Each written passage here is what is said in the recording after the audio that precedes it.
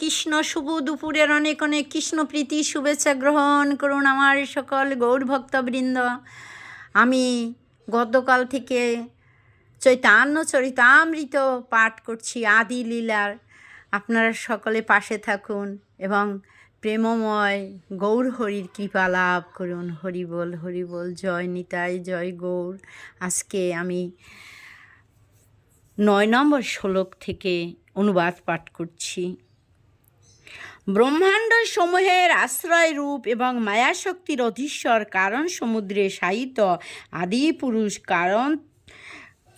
কারণশায়ী বিষ্ণু, যার এক অংশ, সেই নিত্যানন্দরূপী বলরামের শ্রীচরণ কমলে আমি প্রপত্তি নিবেদন করছি। হরি বল হরি বল। যার নাভিপদ্মের নাল লোক স্রষ্টা ব্রহ্মার সুতিকা ধাম এবং লোকসমূহের বিশ্রামের স্থান, সেই গর্বোৎসায়ী বিষ্ণু, যার অংশের অংশ সেই নিত্যানন্দ রামকে আমি আমার সশ্রদ্ধ প্রণতি নিবেদন করছি।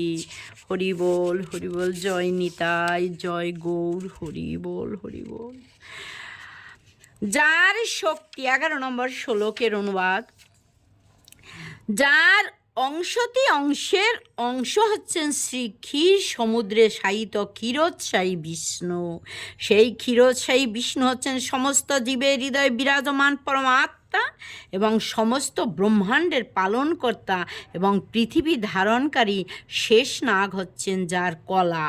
সেই শ্রী নিত্যানন্দরূপী বলরামের শ্রীচরণ কমলে আমি প্রপত্তি করি। হরি বল হরি বল। যে মহাবিষ্ণু মায়া শক্তির দ্বারাই জগৎকে সৃষ্টি করেন, তিনি জড় জগতের সৃষ্টিকর্তা। শ্রী অদ্বৈত আচার্য ঈশ্বর তারই অবতার। ভগবান শ্রীহরির থেকে অভিন্ন তত্ত্ব বলে তার নাম অদ্বৈত, এবং ভক্তি তত্ত্ব শিক্ষা দেন বলে তিনি আচার্য নামে খ্যাত। সেই ভগবৎ অবতারের অদ্বৈত আচার্য ঈশ্বরকে আমি আশ্রয় করি। ভক্তরূপে, ভক্ত স্বরূপে, ভক্ত অবতার, ভক্ত শক্তি, এই পঞ্চতত্ত্বাত্মক শ্রীকৃষ্ণকে আমি প্রণতি নিবেদন করেছি। হরি বল হরি বল।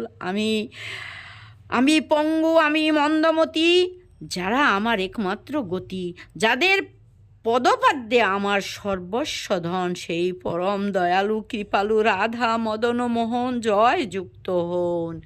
জয় শ্রীকৃষ্ণ চৈতন্য প্রভু নিত্যানন্দ শ্রী অদ্বৈত গদাধর শ্রীবাসাদি গৌর ভক্ত বৃন্দ। জয় চৈতন্য চরিতামৃত কি জয়, জয় কৃষ্ণদাস কবিরাজ কি জয়, জয় জয়। হরি বল হরি বল।